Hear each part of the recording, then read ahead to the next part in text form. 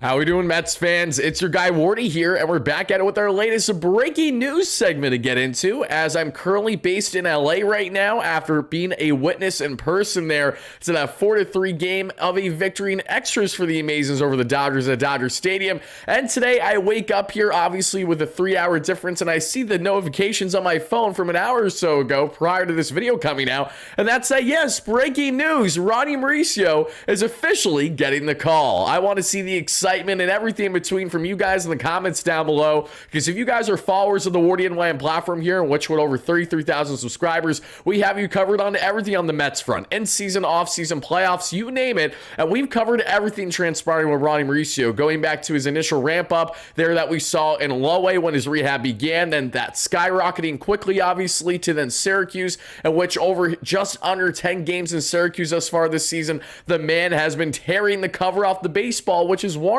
daily discussions. It's not if, but when Ronny Mauricio gets called up to this Mets team. And given what transpired the past 24 hours here with Mark Vientos that we're going to further expand on shortly, obviously that opened the door now in the floodgates for Ronny Mauricio to make his 2025 season debut tonight here against the LA Dodgers. So we're going to break down everything that you guys need to know about Ronny Mauricio. What is the key aspects to his game that have enticed guys like David Stearns and Carlos Mendoza to warrant the call up for a guy who hasn't played professional baseball in over a year, entering obviously this minor league season, coming back from injury. A lot to get into in this one, everybody, so hit that like and subscribe button on your way in. Let's break down this one. Ronny Mauricio is officially coming to the show, and shout out to our amazing sponsors as well at SeatGeek that have you covered for all your ticketing needs, folks. Not only does SeatGeek have over 70,000 active events, making them the #1 rated ticketing app to choose from, folks, but they have you covered with Mets tickets. Maybe you want some NBA Finals tickets. Maybe you want concert show tickets. Maybe you want comedy show tickets.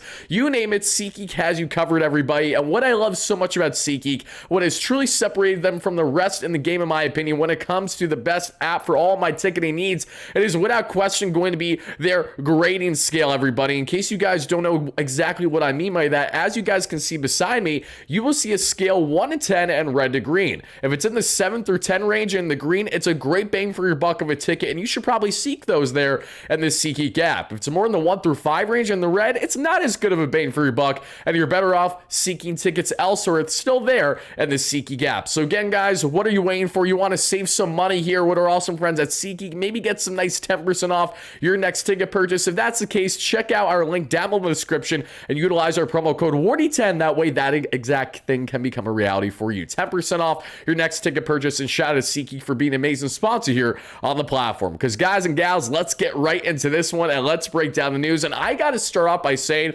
give credit where credit's due. This man has continued to get flack for no reason whatsoever. And as someone who's doubted him in the past, going back to the early goings of this past offseason, I know when I'm wrong. I have no problem admitting when I'm wrong. And Mike Rodriguez, aka Mike DePortez, who's done a fantastic job in reporting this past offseason. He was the first to have the Vladimir Guerrero Jr. extension talks. He was the first to have the extension talks for Ketel Marte. He was the first to have one other key player, too, that I'm just blanking on right now. And Ronny Mauricio, going back over this past week, he did make note that should the woes continue for the Mets on the runner and scoring position front, especially, and given how well he's playing, Ronny Mauricio is going to be called up sooner rather than later by this Mets team. And that became a reality no longer than a week from the time of him initially reporting that. So again, gonna give Mike DePortez a nice pat on the back because he continues to be first on these things. Had it over Joel Sherman, had it over John Heyman, had it over Jeff Pass and everyone the mother and the reporting space to actually have it first. So give credit where credit's due. And now, folks, let's break down Ronny Mauricio because this is beyond exciting. But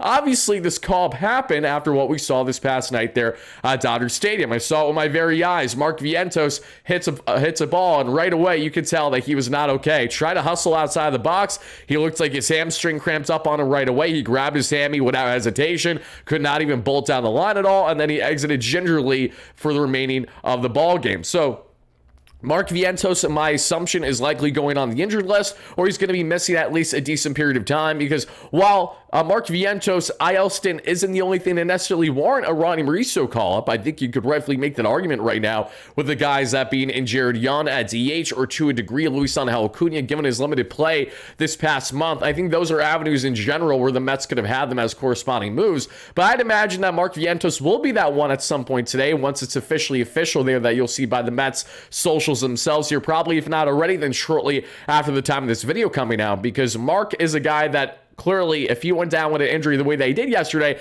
you don't rush up Ronny Mauricio and send him all the way to LA here to make his season debut, and that wasn't the case. So we're going to go with the assumption that Mark is going to miss a period of time. Hopefully it's not too long because, you know, for Mark Vientos, who hasn't had the strongest true sophomore season he's hoped for, things don't get really any better for him knowing that you have a roaring hot bat, a red hot, a smoking hot bat from AAA coming to the bigs to potentially try to take your roster spot away to a degree at DH and the third base position. But let's get into how much upside does Ronny Mauricio actually have? Why should us Mets fans be ecstatic of the prospect of this young man coming up to the bigs? And as you guys can see right down here, these are the Ronny Mauricio numbers so far this season that we've seen from AAA, as well as his career numbers from his 2023 MLB debut there that we saw towards the end of that season. But this season, guys, I understand it's a very small sample size, but just look at it with me. In 9 games and just under 40 plate appearances, he's got 10 runs scored, 3 home runs, 8 RBIs, 4 stolen bags, an absurd 515 average,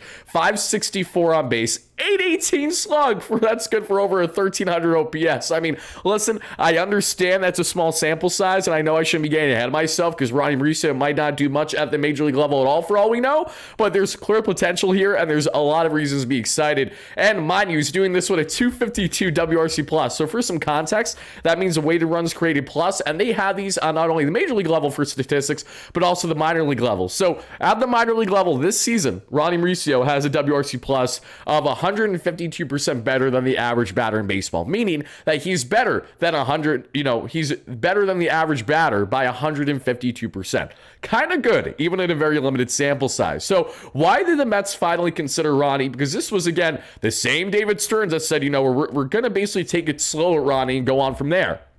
What is one other thing that David Stearns said in his presser a couple weeks ago, and this cannot be lost because it obviously comes full circle now, and it's also that when there is a team need, he will be considered. The Mets have a team need with Mark Vientos going down. So right away, you have to consider Ronny because there's no one else in the minor leagues that you could properly warrant right now as a more justified call-up than Ronny Mauricio. He is a savant stats for Ronny Mauricio, while they're the unofficial savant stats because they're the minor league report version. And shout out as well to TJ Stats, among others who helped chef up these graphics and make it happen. But Ronny Mauricio and his WOBA is in the 100th percentile this season, and the XWOBA in the 100th percentile. Average exit velocity is in the 91st percentile, hitting baseballs at 92 miles per hour on average. 90th EV, he's looking in the 91st percentile right there, roughly 108. We're looking at max exit velocity in the 83rd percentile. He's topped out at 113 miles per hour already this year at the minor leagues. Kind of good. Barrel percentage, absolutely absurd, 95th percentile that we see there.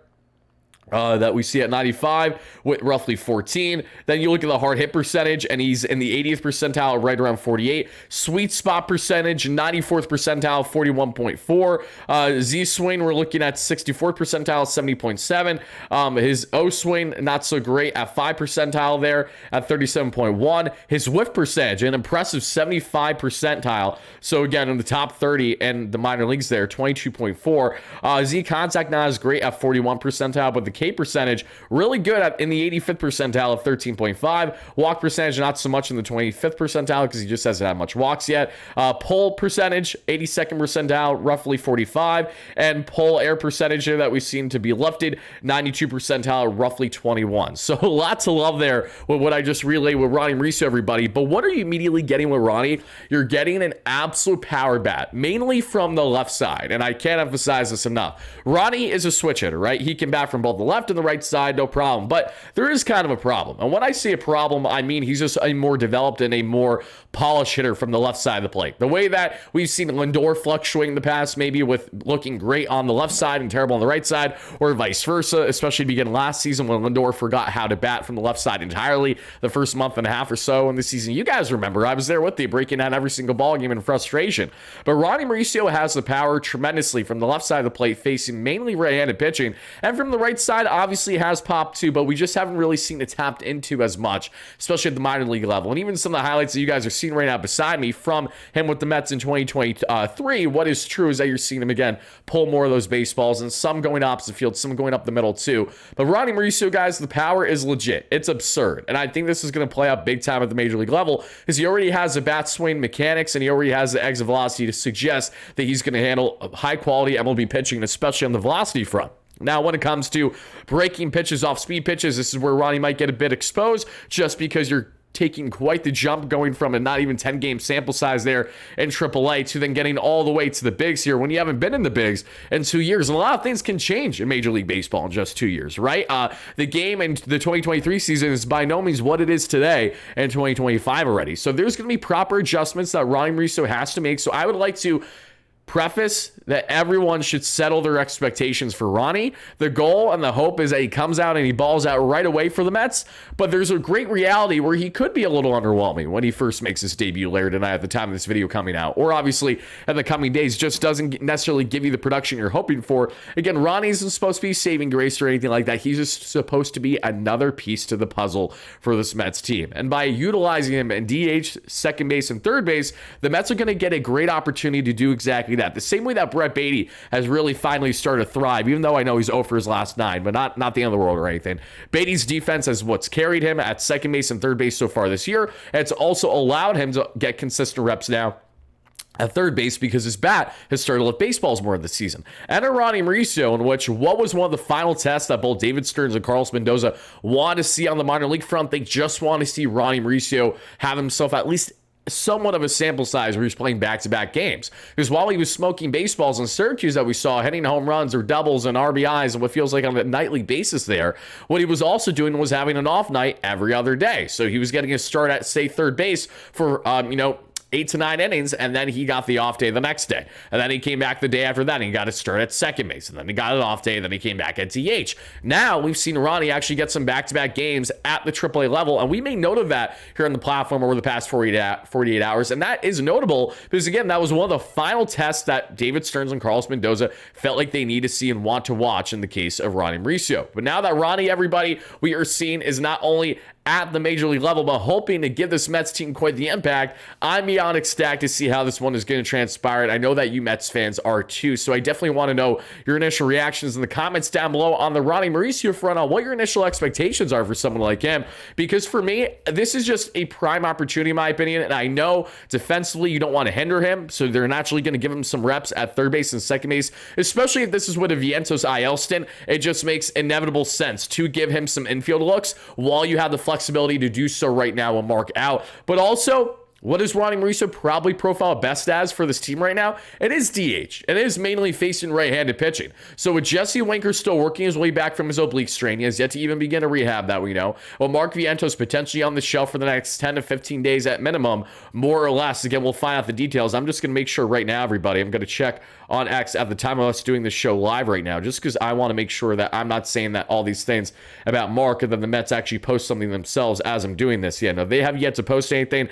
as of 10:16 a.m. out west and as of 1:16 p.m. Eastern time that many of you guys are watching this video at. So Ronny Mauricio, everybody, again, it's going to be really important to see how he makes these early adjustments to the major league level. How does he handle not only MLB velocity, which I think he'll be able to handle fine, it's more of the off-speed and breaking pitches that I'm curious to see how he handles second, third time through the order, those kind of things. Just seeing the little adjustments that Ronny made, how quickly does this translate to the major league level? And a guy that is such a bat-first mentality, yes, he can steal bags for sure, so you add another stolen base element with someone like Ronny, which is great. He and Luis Angel Acuna can be absolute demons in that regard. I can really see them thriving together.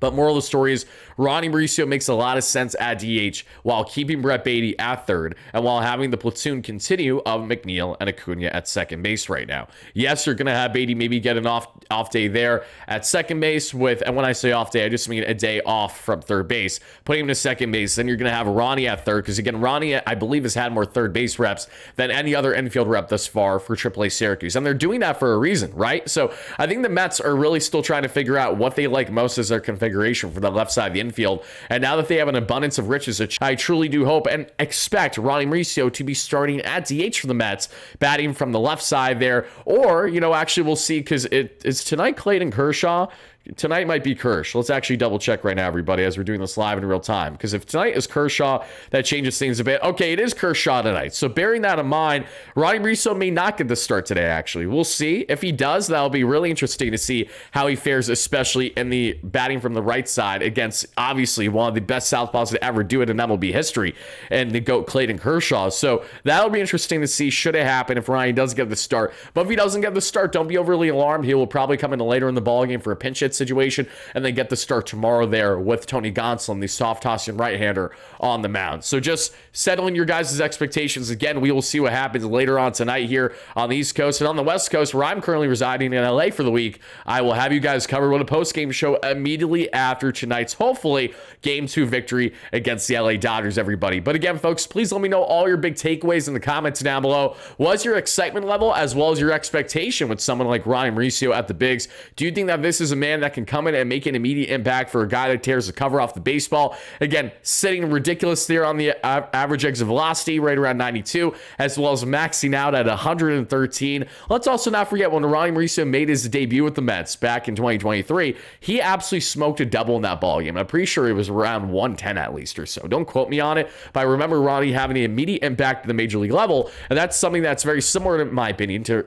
Luis Angel Acuna when he was first called up by the Mets towards the end of last season with Lindor going down with injury. And not that these guys are going to produce every time out there, obviously, but it's something to say about players who are with this team but actually are like locked in to the point that they thrive right away by being at not only the major league level, but in the big city like New York, Flushing, Queens with this Mets team. Acuna made the immediate impact. Mauricio made the immediate impact. He fell off a little bit towards the end of the season last in the 2023, but who didn't? Everyone did, because that was a useless season for the Mets. So regardless, everybody, I'm really looking forward to seeing Ronny. I'm absolutely amped up, if you guys can't tell right now, and I can't wait to see what he potentially does as soon as later on tonight, if not the following day. But folks, that's going to do it for our latest breaking Mets news segment. Let me know, again, your thoughts on Ronny Mauricio, your expectations for him, and do you think he's going to play himself into an everyday role with this Mets team, or do you think he's just up here until the Mets are ready to make another corresponding move to send him back down? Whatever your thoughts are, please drop them down below. Shout out to our amazing sponsors here at SeatGeek and BetUS for making the show happen, as always, along with all you amazing Mets fans. I'll see you all in the next one. Let's go Mets, baby. Peace out, folks.